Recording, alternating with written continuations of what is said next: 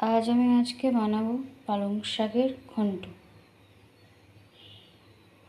পালং শাকের ঘন্ট বানানোর জন্য প্রথমে পালং শাকটাকে ভালো করে ধুয়ে জল ঝরিয়ে রাখবো।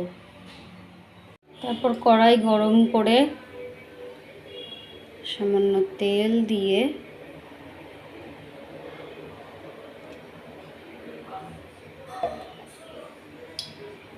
তেল গরম হতে দেওয়া হয়েছে।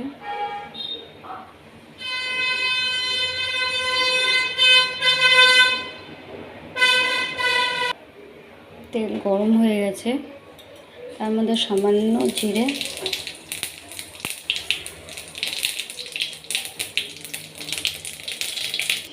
জিরে, তেজপাতা, 4টে কাঁচা লঙ্কা,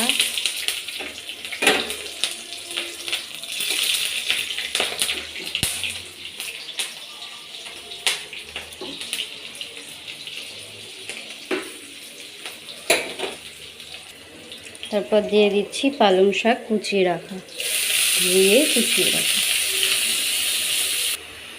পরিমাণ মতো লবণ, আর আঁচটা মিডিয়াম লোতে করে রাখবেন।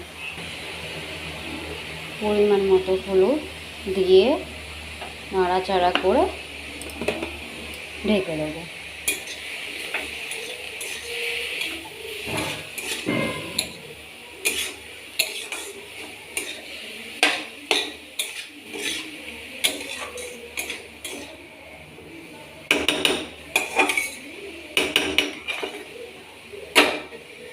ভাজা হয়ে গেছে, এর মধ্যে দিয়ে দিচ্ছি সামান্য পরিমাণ আটা, তার মধ্যে জল গুলিয়ে রেখে দিয়েছিলাম।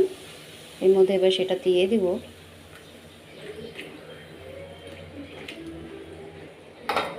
যতটা পরিমাণ লাগবে ততটা দিবেন আপনারা।